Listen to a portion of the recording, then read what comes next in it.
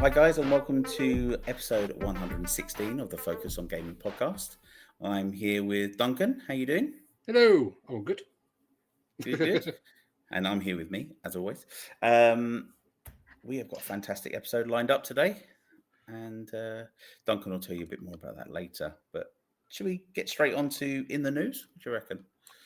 Okay. There's not much to talk good. about. No, not really. Just that No. one thing that you were bringing up because it's quite a big thing though. PS5 It is. owners. Yeah. So you are a PS5 owner. I am not. No, but I have sold my PlayStation Portal. Yeah, Very just as they disappointed. do this, just as they bring in.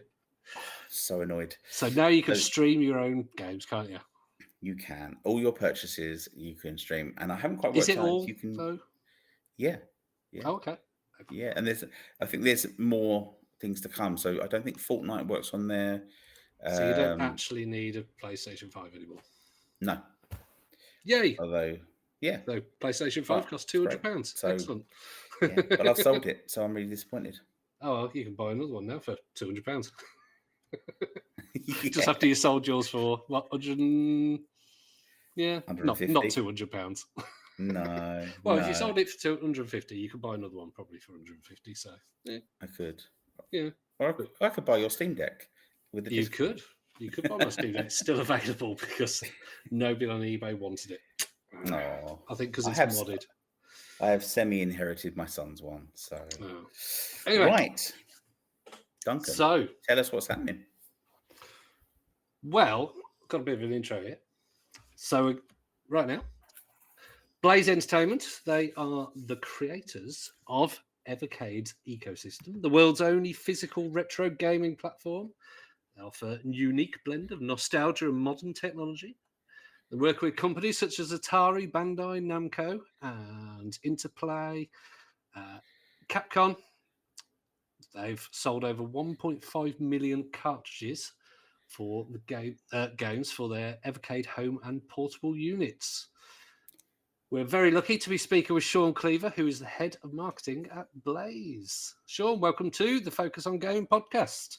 Hello, everyone. Thank you for having me. Hello. So, I think Tom's got a question first, haven't you? Yeah, let's get into it. So, tell us about your origins in gaming. What was your first system and favorite, say, first game? What was the one that kicked it all off for you? I always get in trouble with this. So my first system was a Spectrum, but yes, I am one of those guys that got past the Spectrum, found the arcade machines, started playing the arcade versions on Spectrum, and went, there's a disparity here that I'm not a fan of. And yeah. As soon as I could, I moved on from the Spectrum. And it's got a place that's near and dear to my heart, and I know everybody loves Spectrum, and it's become a bit of a meme within our community that I'm the Spectrum hater. And it's like, I'm really not. I just wound you up about it for 2 years. It's fine. But Spectrum was where it started for me, and I went down the path of playing arcade machines, playing Sega consoles, and then getting into PC gaming, which I kind of carried on with until sort of midway through the 2000s, and then jumped onto the HD bandwagon with everybody else really on consoles and never really looked back. What was the one game that sticks in your mind from the early days? It's always Outrun. Different eras will have different games for me, but Outrun is the one that's always lasted throughout the entire time. You know, it's that arcade machine where you first get on, you get in the car and you're driving. It's a fun racing game, and then you see all the things change. It's super smooth. And then when you get a bit older, you sort of realize, wow, this kind of escapism element of it is really, really great. When I was young, it was just like fast cars, banging music, great stuff. But yeah, you know, that's just stayed throughout my entire life, even now. Did you ever play the Xbox remake, of Outrun? I did, yes. So I pretty much own most versions of Outrun that I can find that doesn't cost a remortgage value. So even like some import stuff I managed to get from America, like some sequels and things like that. So I've managed to play most iterations of Outrun in some way, shape, or form, even home computer versions. And yeah, it's just one of those games that, you know, I think till Sunday, throw it on the Switch on the Sega Ages thing that they've got, and then just enjoy. Going back to the Spectrum, I'm totally with you. I mean, I've got a tattoo that involves my son's name, but at the top I've got Minor Guy. Yeah. And I was just saying to Tom before the podcast this evening, I think I've never got past the second screen of Manic Miner. But I'd absolutely, so I hate it. I have a love relationship basically with the Spectrum. I love it, the memories, because I was born in '78, so I was sort of, 4 to 10 when I had it. And I loved all that time, despite having to wait 5 minutes for a game to then fail to load and only having 8 colours at a time on screen, and you accidentally have the volume up and break your eardrums every time you load something. But programming your own stuff, doing pokes, getting tapes off the front of magazines. I remember playing Daley Thompson's Decathlon with my video game hating family. And we all loved it because it was great. Sitting there tapping the buttons as fast. So I'm totally with you. But then as soon as I could, I went into the dirty, smoke-filled arcade in the town centre that I lived in, and played Turtles 4-player and Mortal Kombat and what? Yeah, just the eyes amazing. were open. Yeah. It's weird because I had that programming time. You used to get the books from W.H. Smith's, now T.J. Jones / whatever they want to call themselves. But you used to get those. I mean, I've still got one somewhere probably behind me on my bookshelf, like the programming things where you can learn to do like a little lander like game and a little tennis game and all those kind of things. And I always really enjoyed that. And it's weird because I think the only real iconic Spectrum game that stayed with me wasn't really an iconic Spectrum game. It was an iconic computer game, and that was Elite. I loved playing Elite. Yes. I thought it was great, but I mean, it's not necessarily just Spectrum. But I used to play loads of sports games, loads of sports management games. I played both of the Daley Thompson games, so Decathlon on Super Test. Played a lot of Match Day, played a lot of Kenny Dalglish Player Manager, loads of things like that. It used to. I mean, I was quite into sports, into football, bit of Nigel Mansell Formula One that they had on there, the old checkered flag, the F1 challenge, all those kind of things. Yeah, so it's a lot of those games that I played.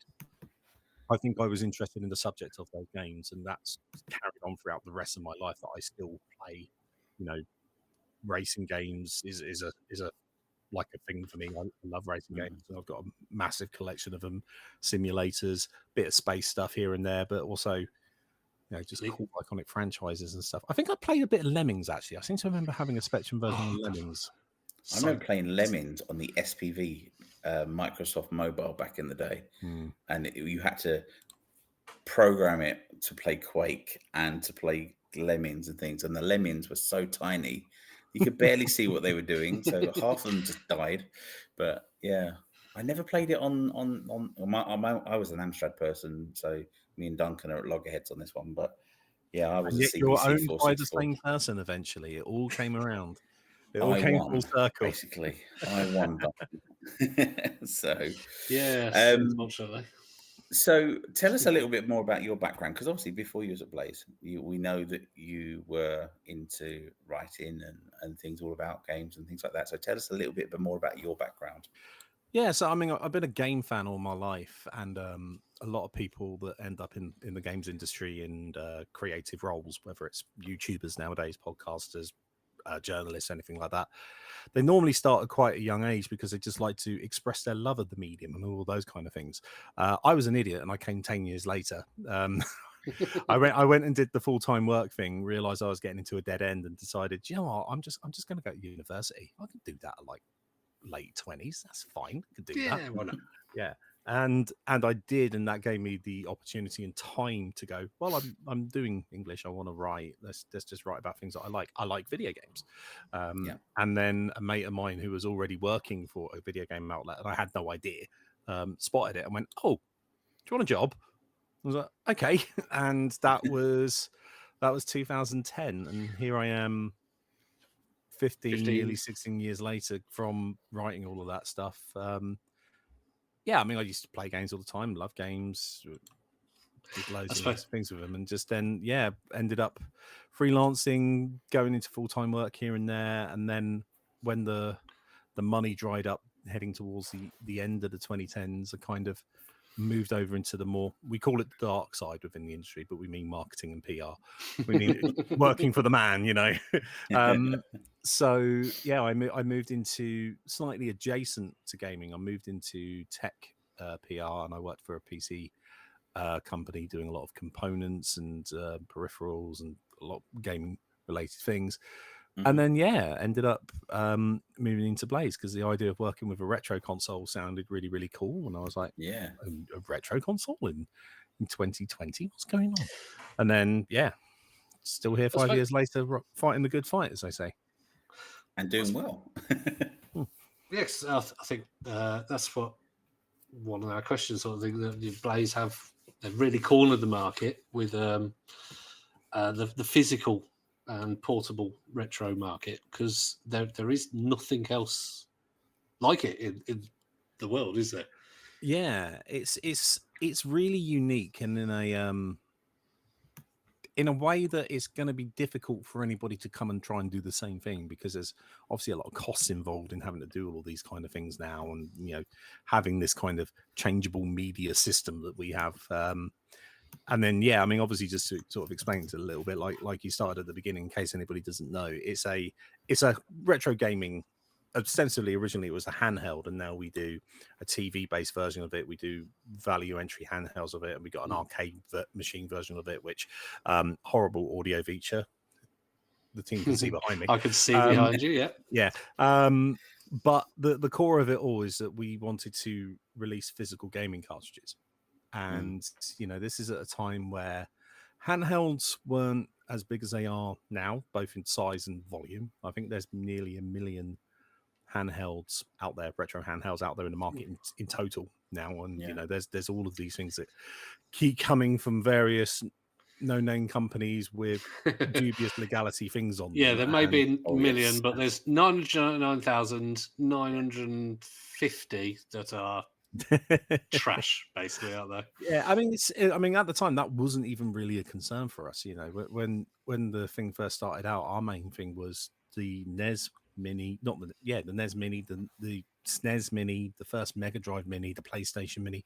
All of these miniature consoles were coming, and they were cool and they were great. But unless you were really into mucking about with them and hacking them and doing all of that kind of stuff, you couldn't really do anything much with them other than what was on there. And what we found is that we saw them all the time on people's shelves. They're not coming back and forth. They weren't being used. Not doing it. Yeah. So my boss, Andrew Byatt, who's the founder, CEO, he's the mad mastermind behind it all. He realized that what he wanted was a system where people could keep coming back to it, that it doesn't just rot on the shelf, that you go and get it. And the best way to do that was to keep releasing things physically that people need to get for it. And then he came up with the mad idea of putting numbers on the side of the boxes, because he's a comic book fan. And I think, he's had PTSD of the amount of comic book issues and things that are overly priced and you can't get. So we thought, let's just apply it to video games. But then we did it Anybody with OCD. And if anyone with OCD, 1, 2, 5. Ah! We're going to get 3, 4. I make no apologies for any decision we have made in that regard.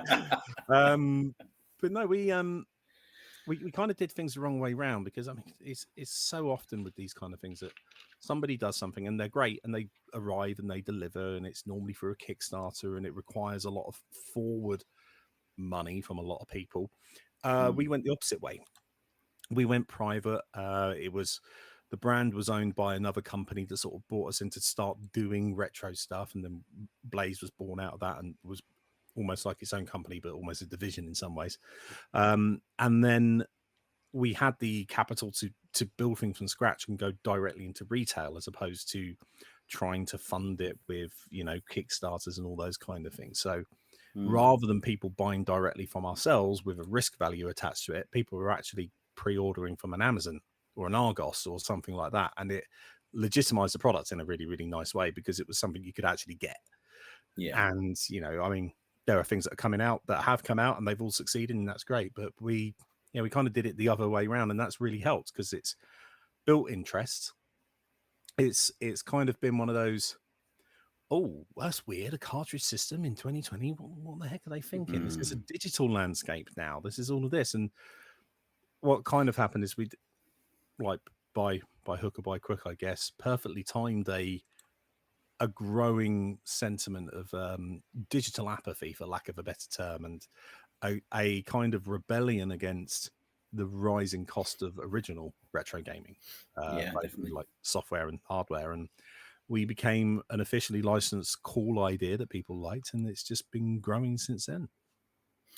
And fantastic it is as well. It's seeing some of the games on there that we used to play when we were younger, and you kind of go, some of the developer names as well. Yeah, developer names. Bitmap Brothers. Oh, yeah, such a. It just brings back all the memories of hearing Bomb the Bass booming out of like an Amiga, and you were like, "Hang on, this is an actual song," and just with none of the loading times, which is even better. But yeah, I mean that's the caveat with what we've got really is there are no loading time. Well, I mean a couple of loading times here and there, but for the most part, this is you put it in, it works. You don't have to muck around with it like you would do with, say, a Raspberry Pi or something like that. And when we first started out, it was before a lot of these handhelds really took hold of the market, and most people are like, well, why don't you just get a Raspberry Pi? And it's like, well, because there's a lot of legality issues about what you do with that, and I wouldn't want to be your antivirus provider, but also there's a simplicity element for it. We kind of don't. I mean, once COVID was over, especially, people don't want to spend hours upon hours scraping screenshots from the internet to try and get it right and working on OSs to make it the perfect thing, because what you end up with is not a gaming device. You end up with an engineering project. That's true. Yeah. So in terms of the is it emulation, or is there software in there? Obviously, I'm not massively techie. Yeah, so there's two types of sort of emulation really on the market, and for what everybody says, they are both emulation. I know a lot of people like to think of we call it FPGA, which is a field programmable gateway gate array, which is effectively a chip that you can program to mimic the actual hardware. So this is kind of like the top end that you get in things like the Mister devices and the analog devices and things like that, which are all great communities behind them, and they're super powerful. They're beginning to come down in price a little bit more, but they're hardware emulation, so they are emulating the hardware, and then you load the software onto it, and it's meant to make it a lot more faster, a lot more seamless, meant to be a lot more responsive than software emulation and things like that. Reoperate software emulation, it's all legal. It's all through various different licenses that we can get, and we work with the makers of the emulators. So if we make any improvements to them to run the games better, we put that back up the chain for them. And we've been doing that quite a lot with arcade stuff as well. So we commercially license where we can for everything. And that software emulation, normally it comes with certain caveats. So, for example, if you're playing like a Neo Geo game, well, we just done a load of Neo Geo games. If you're playing them on a device like ours, it's probably closer to the power of the original thing. So you're going to experience everything that original software probably had. In its issues and stuff like that.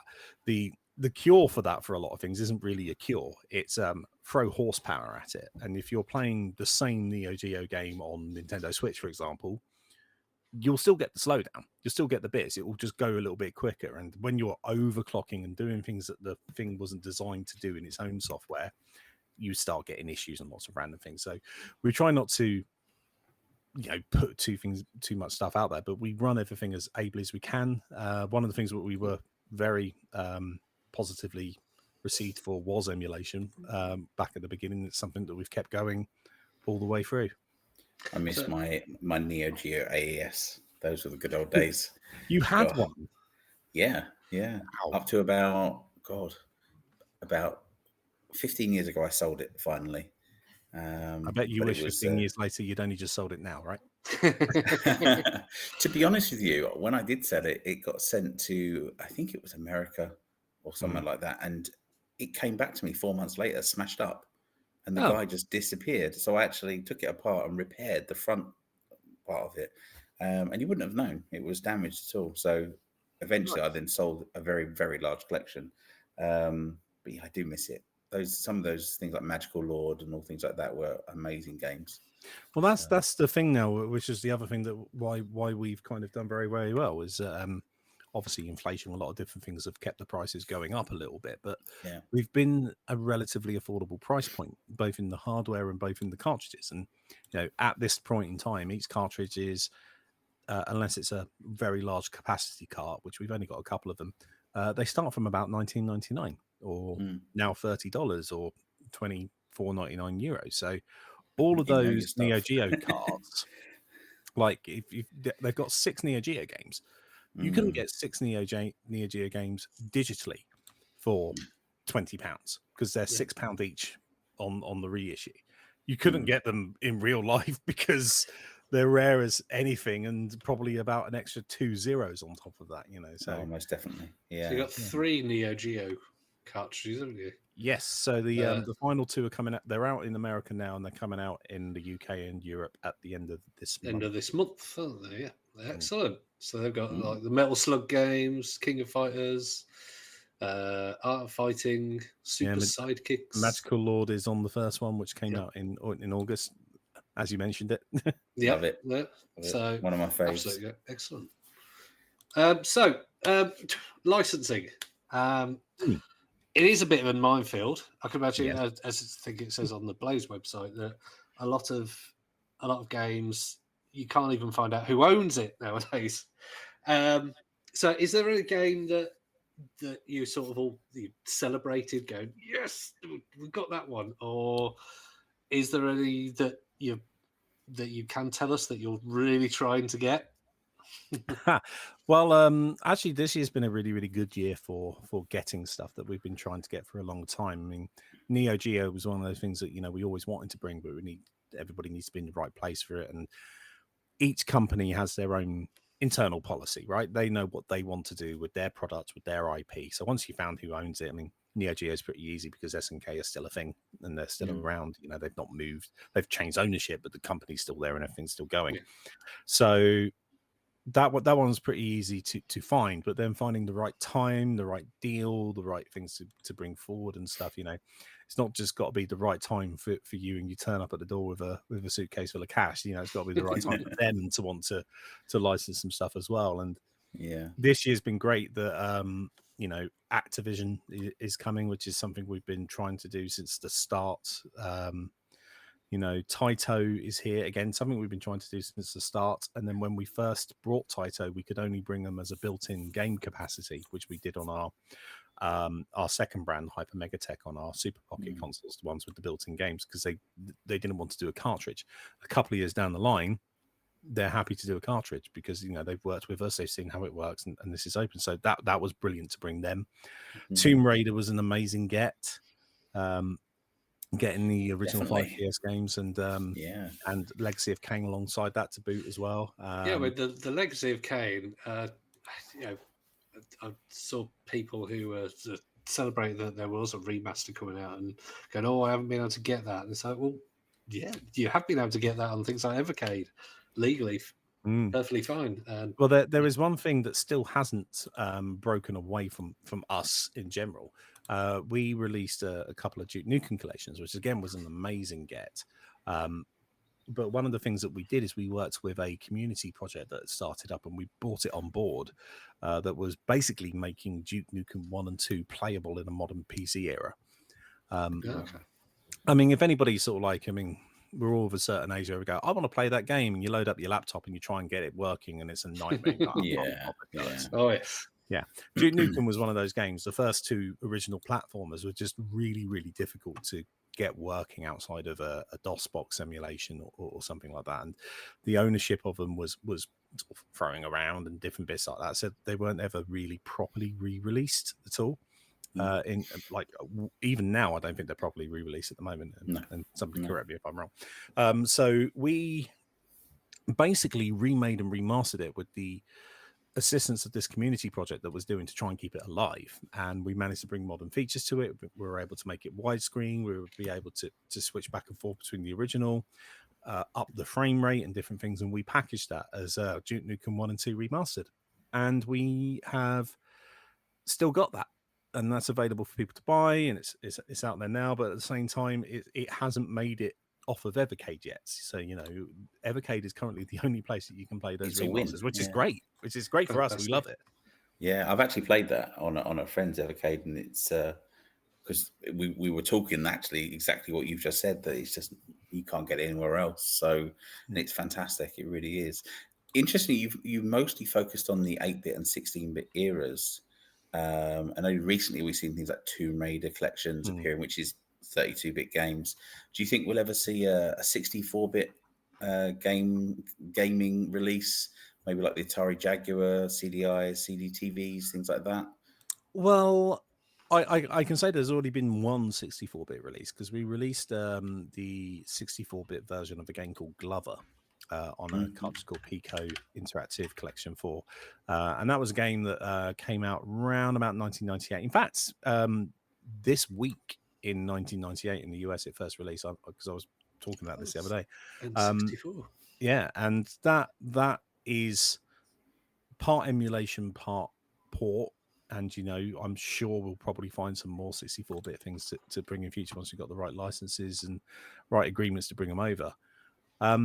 Jaguar's a weird one. Because nobody bought it. Well, I mean, there is a group of people that absolutely love the Jaguar and are keeping the Jaguar alive. And I've been to Portland Retro Game Fest in America, and seeing all of these homebrew people making Jaguar games is incredible. Yeah. It is awesome. And seeing them on the Atari 50 collection was also great. Like it was a great way to get in there. I mean, let's face it, there are a lot of games for that console, but the one we all want to play is Tempest 4000, right? And that game is amazing. Alien versus Predator, another great Alien game. versus Predator was great. Rebellion's one of Rebellion's early output with that franchise as well. But the problem with the Jag is the same problem with the Saturn and a lot of these different things, is that the architecture behind it is really difficult to emulate. You've got to have a lot of power behind it to do it. So a lot of the higher end FPGA stuff is beginning to be able to do it quite well. But the problem that you've got is the way to do those 64-bit games at the time, or some of the ways that they did it, was they basically just stuck two 32-bit chips together. And that's what happened with the Saturn. So software emulation is really hard to do, because you're trying to get a software emulator to emulate two different chips at the same time. And it just makes it difficult and things like that. So that's always been a bit of a tricky thing. But now Atari have started bringing all of their licenses back home to themselves. And as we can see, a lot of their stuff is beginning to get re-released. I think there's hope, maybe not through Evercade, but certainly hope for everybody in general, that there will be some more Jaguar things in future. I'd like to hope there would be some Sega Saturn things in future, but that would be down to Sega, of course. I'd love to see a Philips CDI collection. I think that'd be quirky and just get people talking. I think that'd be fun. It would be mad. I mean, one of the things I was saying about licensing is a nightmare, especially the CD era. 8-bit and 16-bit, there was a lot of 8-bit and 16-bit games. That's probably one of the reasons that we got quite a lot of them. They were quite readily available. We worked with a lot of people who had them. Like you've already said, Bandai Namco had quite a good collection of them. We worked with some indie publishers that are making those 8 and 16-bit games now, because it's quite easy to make those as a hobbyist and bring them in, or as a indie dev and bring them in. So we published a lot of those for the first time. But once you start getting into CD, you start getting into music, you start getting into image rights, you start getting into video rights and a lot of different things. And it's not just as simple sometimes. I mean, there's one game which I've probably mentioned on another podcast before, but if anybody's heard this, I do apologize. It's an old story, but there is a certain 80s robotic law enforcement action hero. The game is he a cop that's robotic of some kind? I mean, I'd say that's probably a bit of false advertising. He's cybernetic, at least. Oh, okay. So that game was loved by many, and it was done under a sub license. So most of the versions that we played when we were young were sub-licensed from the company that owned it and made it at the time to companies like Ocean and stuff like that, and that's what brought it out. Now that sub-license at the time from that game developer who made the arcade game was on license from the movie studio that owned it. And nobody then, and this is the problem with licensing in general, nobody then thought beyond 6 months, maybe 8 months. Nobody thought like 30 years later we'll be here going, why can't I play that game? Yeah. And yeah, it's kind of crazy. So at the time, there's no rights, there's no license deal, or there's no anything really for it. There's no paper trail. What you end up having is a game that was made by somebody. That game was sold to somebody else, but that somebody else doesn't own the IP that the game is. So you would have to find who owns the IP. That bit's partially easy because Orion Pictures that made that became MGM, became Amazon, became everything else. So finding where that is great. But then they don't have any record of them doing the licensing in the first place because there's no paper trail. So it becomes really, really tricky and things like that. Or if they do, it's a lot of legal fees to try and find it. And then you get to the point of, oh yeah, the lead actor also has a lot of image rights, so you'd have to pay a fee for them. Yeah. And you go, okay, so this is going to be quite a thing. And to be honest, it is that level of red tape that probably keeps most of the retro games out. And it's not the red tape that people don't want to solve. We all want to solve it. It just costs far too much money and legal and time to ever make anything of it. Yeah. And would it be fair to say you won't see an Ocean Software release on Evercade? I wouldn't say it'd be fair to say you wouldn't see one because the name is now owned by somebody. It can be licensed, and I'm sure there are things that Ocean did that we would be able to release. But one of Ocean at the time, their great strength was licenses, right? Wasn't it? Yeah. That's what we remember if we remember anything. Exactly. So that's the kind of thing that if it can be licensed again by somebody that's got like a good bit of money or a good chunk of change, or they want to go into the retro stuff and start licensing them out themselves, then it becomes an option. But until then, it's just, this is what we're saying about right place, right time. It's not about turning up with a load of money. It's turning up at the time when they can go, right, we're happy to license the old Batman game now. We're happy to license, any of the Hit Squad games, Terminator, all those kind of things. Yeah, Hit Squad collection would be amazing. And that's the thing. There's so many of these companies that were absolved into their own things anyway, or were already a different company and we didn't know. Like, Flying Edge was on the Mega Drive was Acclaim. It was Acclaim's other publishing arm because they couldn't. Mastertronic was its own company and they were a publisher. Okay. And I think they ended up being bought into Microprose or Spectrum, one of those kind of things. And I think they are now owned by Atari, I think. Ooh. But that's just the name, not so much of the games and stuff like that. Again, licenses, etc. And we all know Grumpy Alan Sugar is holding on to his Amsoft software. Well, yeah, that one's a weird one. It would be interesting to see when that happens because you kind of said at the beginning, retro is big business. It really is now, and I think anybody who is a businessman that has access to retro IP is certainly looking through what they've got and going, how can I spin a dime off of this? Yes, and I think he's given the ownership of the brand now and the IP to his son or grandson. I can't remember, but it's one of them. And they've just done a website which is a museum of Amstrad's history. But whether he'll let people publish the Amsoft software and things like that is a whole nother ball game. Who can tell? But it's great because you're seeing all of these people come through who have been associated in some way, shape, or form with that era. And you've had Grant Sinclair on, right? Yes. And so full well that all of these things are around.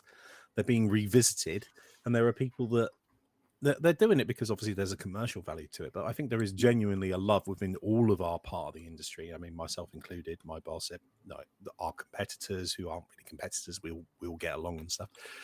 We all love the stuff. We always love the stuff. We just want to bring back the stuff, So and preserve it as well for the future.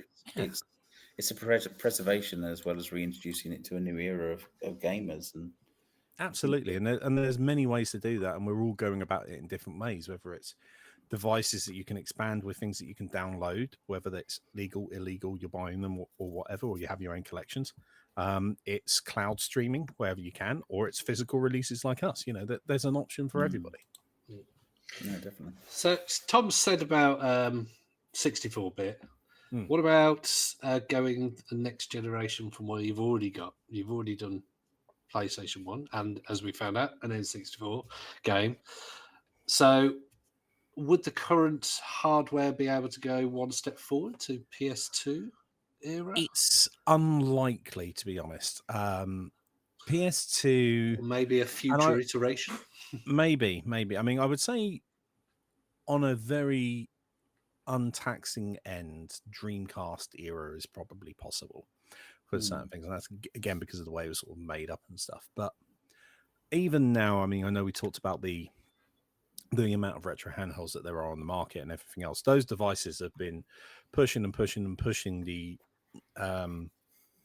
point that they can do those machines now and stuff like that, and really they just about scrape by on about 3 or 4 things that they know are optimized well for the emulators at that low power. I mean, it's only just this week that the main PlayStation 2 emulator, which I think is PCS X2, that's only just now said it can now emulate all PlayStation 2 games, and that's been going for nearly 20 years. Yeah, it's a difficult thing to get right because you have to do so many different things, and the PlayStation 2, the PlayStation 3 were all, I mean, you can ask most developers on this, they were a nightmare to develop for. Yeah, PlayStation 3 specifically the cell processor. Yeah. So, imagine trying to then emulate all those to a thing of capacity. You need something with some serious grunt, and even these new devices that are coming out, you're still looking at the £300 to £400 mark before you're getting anything that's actually relatively stable frame rate a lot of the times.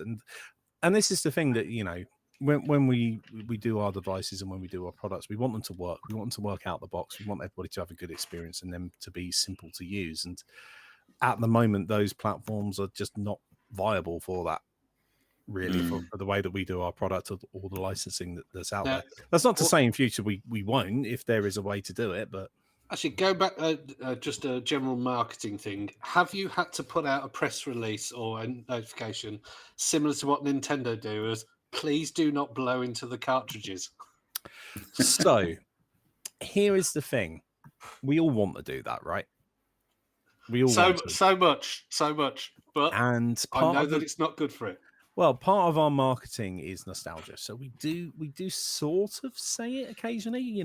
But one of the things we talk about. Held responsible. Well, if you look into the manual and you look into the small print, it will say "Don't blow on the cartridges."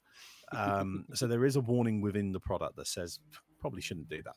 But what we market is what we provide, right? Which is this experience. And we've talked about the gaming, we talked about making sure the game works and all these kind of things and having it simple to use and stuff, but there is that thing of going out with your pocket money, like you said, getting those tapes off the front of magazines and all that stuff, getting your game home, getting the shrink wrap off, opening it up, having that new plastic smell, opening it up, pulling out the manual, having that new fresh cut paper smell like a new magazine.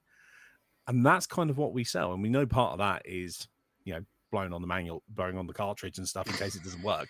But I mean, touch wood, our stuff does work. But it's that experience that we try to bring back, because it's that physical connection to what people remember. And it's not just not just the games themselves. It's going back to the Spectrum Crescent at the beginning, one of my main memories of playing the Spectrum wasn't the games. It was sat down on an orange and brown council house carpet with a glass of milk next to me, which I constantly knocked over the Spectrum. Those things were hardy as anything. I was a bit of cleaning, a little bit of resolder here and there, and it was good to go. But, it was that kind of old school TV with a click dial that we had from Radio Rentals or Rumbelows or one of those kind of things, that brown wooden outside, we had a brown and orange Grundig TV. Exactly. I mean, I've got a CRT behind me, and that's a Pi TV. names that just don't exist anymore. But it's No. I remember when I was finally allowed to have the Spectrum in my room, I had a black and white TV, and it had so you had probably no colours. Yeah. You didn't have 8, you only had 9. So I literally had something like a 4-inch screen, and it was about probably a foot back nearly, because it was just a normal TV back then. But yeah, so and I had to play all these games on this little teeny tiny 4-inch screen because I wasn't allowed to use the TV or something, so I'd drag it into the upstairs. I bet for a time though, when you were doing that, you were the happiest man alive. Oh god, yeah. And that's the thing. That's what we try to bring back. I was stuck with a green screen Amstrad monitor at the beginning, trying to play Simpsons and trying to chase the homework of Bart Simpson's homework, and that happened to be green, and you couldn't see it, so you couldn't get past the first level. The most irritating thing ever. So, and then I managed. You couldn't patch that. There's no digital downloads for that. That's not a bug. That's a feature. Same with Asteroids. Was it Asteroids? I can't remember. It was some game, and the ball thing that you had to hit, or the asteroid you had to hit, was green. So essentially, I was hitting nothing. So never good. And you mentioned Daley Thompson. I mean, I broke the joystick so many times. Oh yeah, that thing got glued within an inch of its life. So. I think it was. I can't remember. I don't know whether you could change the keys, but I think it was Z and X on the Spectrum. Yeah. And so the Z and X were just, there was nothing on them. They were bare. Well, we didn't have arrow keys back in the day, did we? No. Back in, it's going to turn into the 4 Yorkshiremen sketch. Back in my day, 29 hours at nil. We didn't have plastic. We only had rubber keys. Indeed. Oh god, that's true for you, Spectrum lot.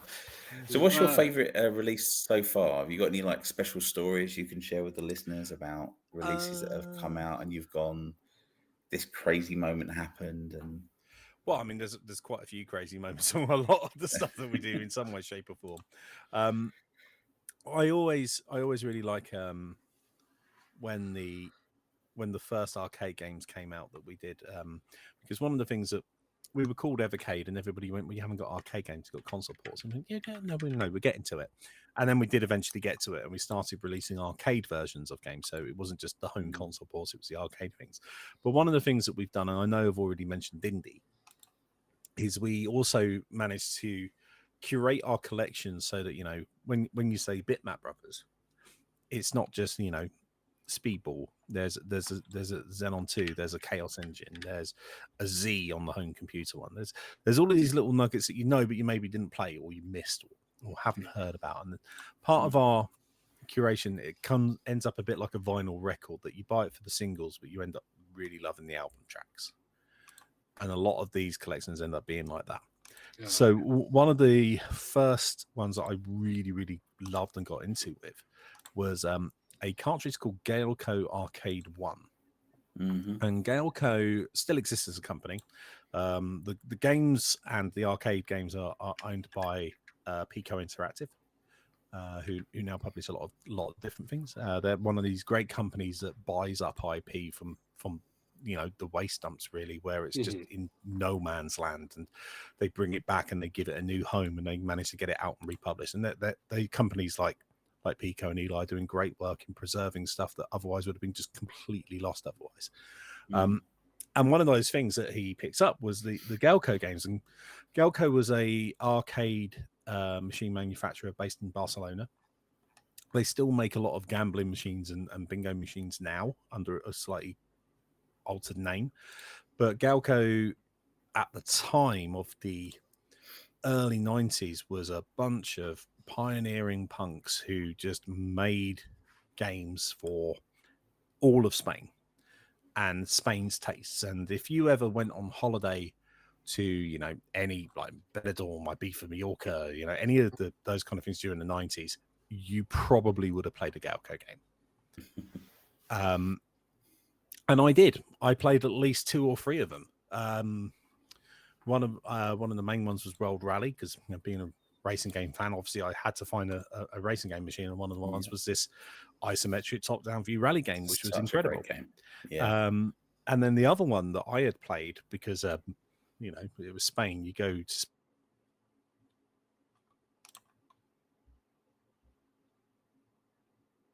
come off and all of that kind of stuff. So there was this game called Glass, And basically, it's a shooter game, and then you go through the different levels, and then you eventually uncover a picture of a semi-naked lady. But the gameplay of it was actually a lot of fun. And it was actually really, really good. And we had to change some things in the re-release because of some technical issues with the original ROMs and stuff. One of the reasons that Galco is so rare is they had what's called a suicide chip, which was effectively a digital rights management feature, DRM feature, that basically meant if you tried to nick it, reprogram it, or do anything with it, it would just blow the board. Oh, wow. And because these things are capacitors, trying to then rip the games off of them to preserve them could blow the board. So it's been really difficult trying to find versions of them that are working, not working, that haven't been hacked or cracked, or many different things. But no, those were amazing to release, because I those were the first things where I was sort of like, well, no, I've always played all the other games, but these ones I've got a real personal connection to, real memory to. And they were so popular, like people loved discovering the stuff that they haven't played before. And because we could say, these games are fun, give them a go, and people did, and they took on lives of their own. And one of our biggest communities at the moment outside of English speaking is Spanish, and it's no secret that those games did a lot to help bring a lot of the Spanish fans on board. That's really great.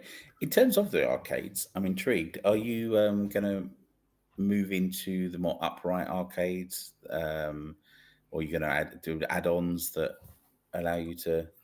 You've got like Arcade 1-Up and things like that, but they're always quite tiny.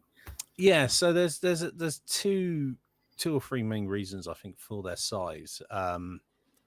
They're kind of still seen as toys rather than computers or anything else like that. You often see them in a Costco or something like that. And I think if you were to make them full size, they'd be replica machines, and then that becomes a slightly different, trickier thing to do. I mean, people still do them, and it's great, and it's awesome to do, but there are factors involved, potential cost, licensing, different things with the company, so that becomes slightly different. But for us, we've got 3 of the bar top size arcade machines. Arcade 1-Up has a similar size that they call a countercade. We've got 2 Capcom ones with Street Fighter, loads of Street Fighter games that hadn't been released in that kind of form factor before, with the Street Fighter Alpha series. Mega Man Power Fighters and stuff like that weren't released before in those kind of form factors. And then we've just done a Taito one, which is coming out next week, which has got Space Invaders and a load of great games from Taito, slightly different design, but same thing. And the main thing that was the kicker for us is that we wanted something that would play the cartridge. We wanted that form factor to play the cartridge. So some of the games that we got play so well on the Alpha, probably better than they do on the handheld or anything, just because it's their natural home. But we did, and we do constantly talk about what else can we do? Can we make it full size? One of the things in a past life of my job was I was selling routers, and I had an important document which I still have for this day, which is the average square meter house size for every country in Europe and a few throughout the rest of the world. And the one problem with anywhere that isn't America, or maybe a little bit of Germany or Canada, nobody has any room. That's true. So, I mean, in this country, if you're trying to sell somebody a router, they have to be really into IT, because every single internet provider gives you a router for free. So, that was always a tricky sell. But you'd look at the square footage and square meter size of an average UK home, and you go, right, well, you'd only need quite a small power one unless your house is lead. You can't get it through, or just pure concrete or something like that. And that's the same thing. We don't have the space, and a lot of Europe, which is a market we're in at the moment, doesn't have the space. And when you go towards America, they do have the space, but then you're spending a lot of money and shipping and weight of wood and everything else and stuff. Tariffs. Well, tariff became a thing, which would have made it even worse. But there were use cases for that as well, because a guy that I know, is a journalist in America. He really loved the Street Fighter version of the machine because he's a massive Street Fighter fan. But he can't. He lives in San Francisco. He can't have a full size arcade machine. he can have that. He can have our Yeah. little bar top thing because it fits and it gives him some expandability and it gives him some stuff that he wants to play. So there are good use Lots of cases scope. for everything. Yeah. Yeah. I saw an interesting topic on Reddit where someone said it would be great to see a company replicating kiosks, gaming kiosks that were released like with like the Super Nintendo, you know, and having like that replica, but having it in a miniature format. And they were talking about lack of space and things like that. And I thought, what a fantastic idea. And they're so collectible as well. It would be interesting. I mean, I don't know.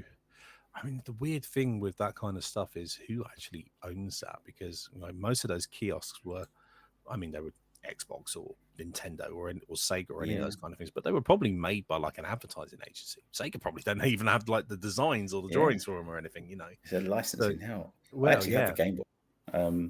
But it's interesting. I think we a friend of ours has got a few of the Dreamcast ones, or certainly maybe I've seen on Facebook. You occasionally see them sometimes on Facebook Marketplace if you're part of the arcade groups, that somebody will have one or two of those kiosks for sale, and you go, look at those. Yeah, so great. School's finished, you're in town, you can't afford anything, you're just going to go through the Xbox 360 demo disc or something, I mean, of the alpha designs, I think I've got to go for Bubble Bobble. So many tens, maybe 100 hours kind of thing in Bubble. Well, can't even say it. Bubble Bobble. Such a great game. That's the thing with them, right? We want. I mean, these things are going to have built-in games, but they have the cartridge system, and the same with all of our things. All of our hardware can play any Evercade cartridge. I love that's the cool thing, that it can keep going. But we want to make sure that the built-in experience is something. If you don't have anything, you're not just going to be left out in the cold on those kind of things, because you're spending upwards of £200. So the Street Fighter ones, we bought something new. The Mega Man one, we bought something new. The Taito one, we probably bought not that much that is new for people that are fans or that isn't already out there on collections and stuff, but not that much in this form factor. And certainly, a lot of people, like, for the amount of games, like if you get a countercade machine, you'd probably be lucky to get more than 6 on there, which our Capcom ones had a maximum of 6 games on each. This one's got 10. Such a great product. Really, I do love that they have the on-off switch. Looks like a coin slot. It's a nice touch, that one. I always like that little touch. Yeah. One of my first TikTok videos I did of it when we were doing some marketing with it is I had a quarter and I was just trying to jam it into it. It doesn't work. Little coin box at the back. I would love sort of one of these with an actual coin slot. So make the kids pay for playing. Yeah. Just have an honesty box. Yeah, just see what happens. Have one of the old style electric boxes and connect it to the machine. Yeah, if you want to play, you got to put money in, and so it powers it up. That'd be great. But so what does marketing look like on a retro-based machine? Obviously, we've got like outlets like Game disappearing off the high street. Obviously, you got Retro Gamer magazine, but what does a marketing meeting look like for a new product? Where do you go? How do you advertise?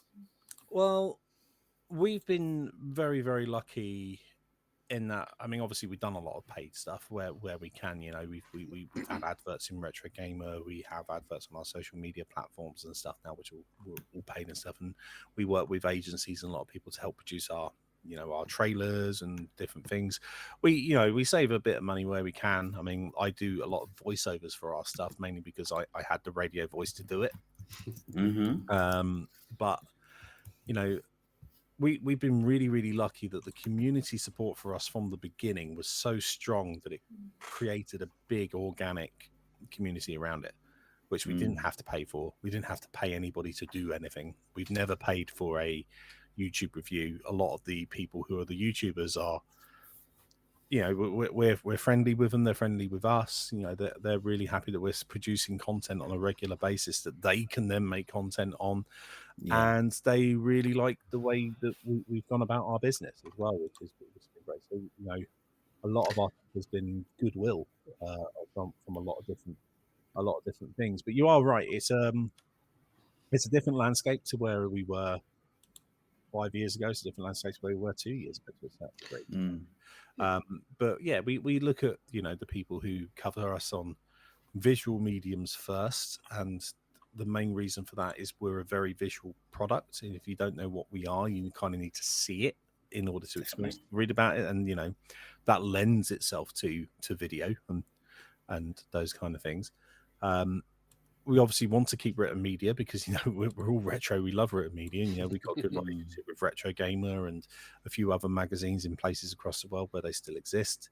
You know, we work quite well with a lot of the web-based written media as well. You know, people like Phil at Games Radar is a big advocate of retro. He's been doing lots of retro stuff over on that platform. Stuff Magazine, T3, all of those guys where retro is still seen a little bit as a gadget, I guess, and a fun aside, but the readership is very much us, right? You know, we'd go past a WH Smith and look at a T3, and if there was something cool on the cover, we'd be like, oh, I want to know more about that. You're always in T3. The Evercade is always in T3. Every issue, it's in there somewhere. I think, again, we've been really lucky with like the say being able to get through those things, and you know, retro is a big growing interest. You know, we just have to be at the right place at the right time for those things. I think the thing is with retro is that when I think all of us here were in our 20s, although we looked at the SNES, the NES, and all that kind of thing, we looked they were good and everything. They weren't quite retro there. There was all this new shiny stuff. There was PCs that were more powerful. There was PS1s and CDs and everything. And now it's come to the point where even 20-year-olds now are having us, not quite so young people, and it is retro now, and people are fed up with sort of getting a few extra frames per second with the new generation and whatnot, and they're looking back at these fantastic games that either people never played or just didn't enjoy, or they'll enjoy it more in a different way now they're older. And I think that's why retro is suddenly exploded in the last sort of 10 years. It's definitely one of the reasons. I mean, one of the and this is slightly marketing speak, so sorry for the people that are a bit more casual on this. I kind of mentioned it earlier about there being sort of like a digital apathy, and I think there is. You know, we're well over a decade into a Netflix generation, and what Netflix and other services like Netflix provide is amazing. It's great, but the UIs are constantly changing. Engineers will constantly evolve things to the point because they have to or because they want to, and you know, you always go, oh, I liked it like it was before. Then, you know, the money comes, the money dries up, the creative comes, the creative dries up, all of those kind of things, and you end up going through various cycles of just plowing as much content as you can onto a platform to get yourself the idea of value. And then what happens is people like us, who are the people paying for it and using it, get home, get on our thing, and we spend 20 to 30 minutes scrolling through and going, what am I going to play? And then getting really frustrated that there's no real like logic to the scrolling that we can work out or anything else. And you know, that kind of culture started to permeate a little bit more in everything. You know, people want to distance themselves a little bit more from being so terminally online. You know, our work lives are so terminally online and everything else. You want to kind of have something where you don't have to be online. You don't have to, you know, be out there or use a thing or be reliant on the internet. Something you can just pick up and do it and not have to worry about it. And you know, our product obviously fulfills that part. The other part is that there is an age thing here. You know, the core demographic for a lot of retro stuff is 30 to 50-year-olds, and that's not a slight on any other age. It's great that there are younger people that are coming into our system and a lot of retro trying to discover what was gaming before, because they have really good interests, and people that are older who have been lifelong fans. But for the most part, it's 30 to 50-year-olds who, you know, did experience it the first time round, and again are having either a lapsed gamer or a frustrated gamer, you know, or a bit of a reluctant adult. You know, it's the same kind of people like us who are spending money on a Lego release every now and then that's now 3 times the cost it would have been when we were kids, because it's targeted at us now. They know we're the people that want to buy it and play it, and it's because we want to have cool things that we like and do stuff. And gaming and retro gaming is no different. You want to have that thing that you remember when you were young. You want to be able to hold it. Gaming has moved so digital now. You don't want long download times. You also don't want, in some cases, 30 to 40 hour stories where you can't really jump in for a couple of hours on an evening and jump out. You don't want to be able to play a lot of the most modern shooters, because every child out there is going to we haven't got time, and we're not going to get any good at them. No, and there are going to be people out there. You're going to go on. You're going to get smoked within 2 seconds. You can get frustrated with it, because there are kids that'll be playing Fortnite all the time. You can't go on there and do things at the same speed that they do or anything else. It's just not feasible. So I think there is a frustration with the way that gaming has naturally developed. Alongside the cost of that as well. I mean, obviously we sort of talked about, PlayStations and stuff like that going up, and costs and things like that, like you're saying with the Portal and having a PlayStation 5. But, I working in the PC game, not a lot has changed when it comes to PC hardware and PC graphics. Most of it is AI, and the main thing that's driving a lot of that is power. It's not, innovation in silicon. It's not innovation in cuticles or different things like that. It's give it more grunt, give it a big fat radiator and a load of fans, and hope it doesn't heat up too much. And we're slowly making it a bit smaller and stuff, but there's not really been that much growth, and the only thing that happens is things just get more expensive, and people don't want that. When you got things like Digital Foundry, who do an excellent job of saying how well a game is performing or hardware is performing, but when they're putting pictures up on their review of something, and it's like, I can't see the difference. What's the difference in that picture? And they're like, can you see the artifacts on this? Nope. You have to be slightly attuned to it, and being in the industry, I kind of have been attuned to it for a long time. I can see when things are frame paced badly, and when things are hiccuping on themselves and choking on their process. But then again, I've been in that bubble of the experience to know that, as a casual fan, I probably know when something is lagging, but I probably wouldn't go too much on that. And I mean, I know Rich and John and Audie quite well.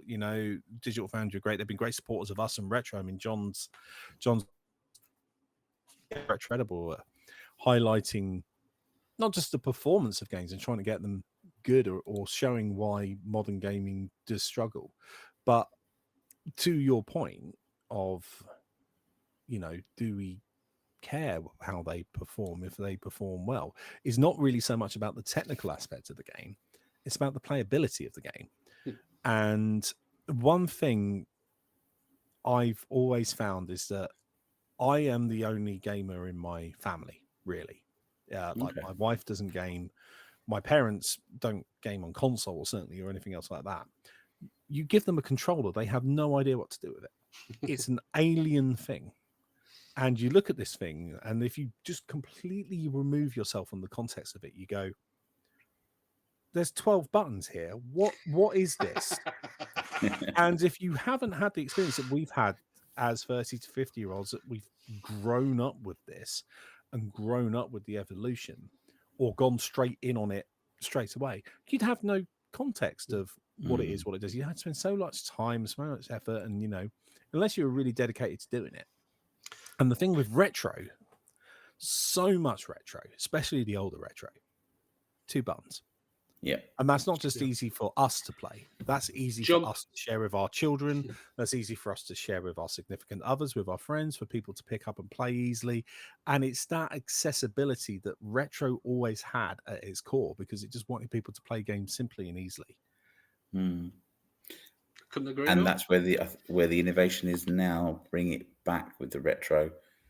You're innovating, almost going the other way, and it's I mean, It's the pleasant. Peter Pan thing, the Battlestar Galactica thing, all of this has happened before, and all of this will happen again. But the reason it does Yeah. is because it's good, and Yeah. fashions like come in and out. Everything goes back in a cyclic way. But It the one does. thing that never really changes with gaming and entertainment mediums at all is that whatever you do has to be accessible for the audience you are targeting.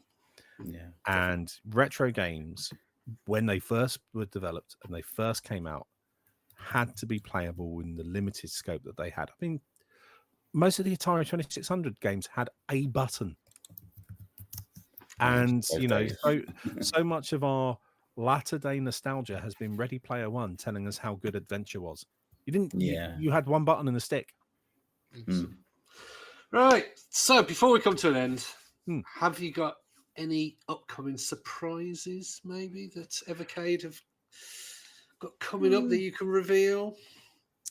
I wouldn't say too much as in the way of surprises that's going to blow people's minds, or they wouldn't already expect from us. But I've kind of said somewhere else before, but 2026 is in the can.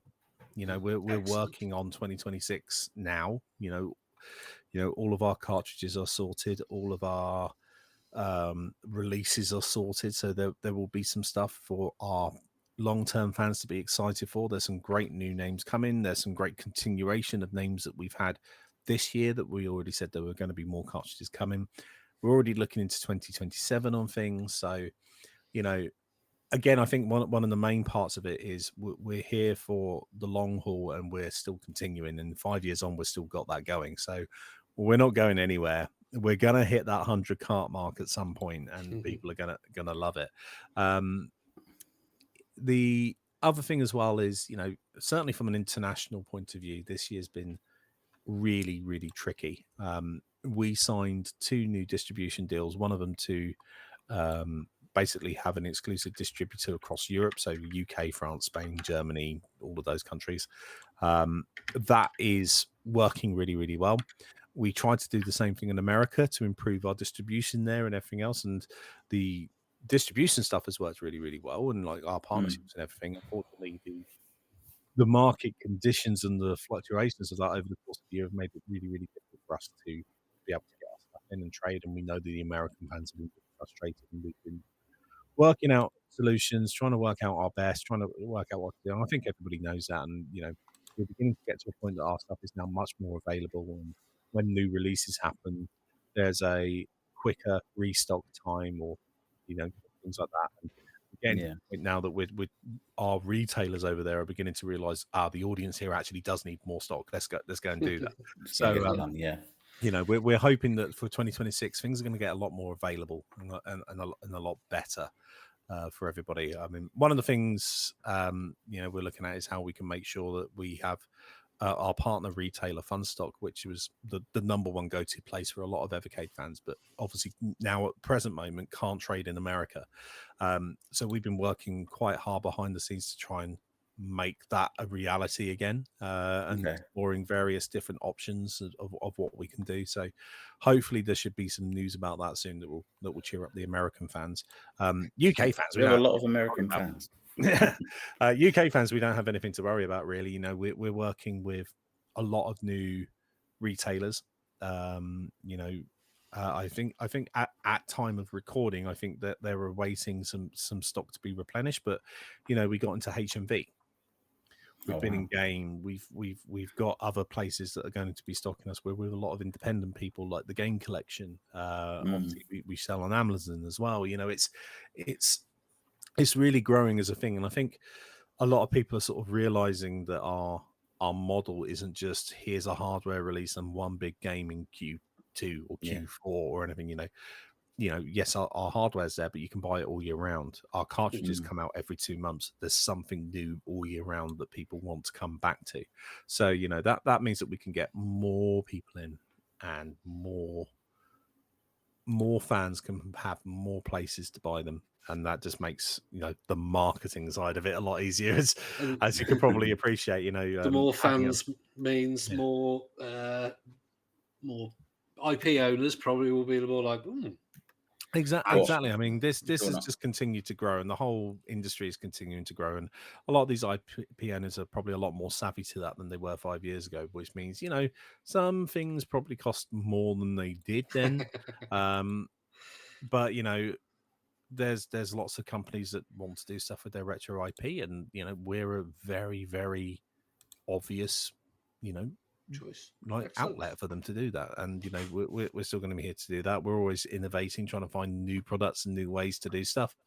I think this year has been a good year for Evercade fans. That they've eaten well, and by the end of this month they will have eaten very well. I mean, most UK fans are going to get 5 carts at once. This is going to be mad.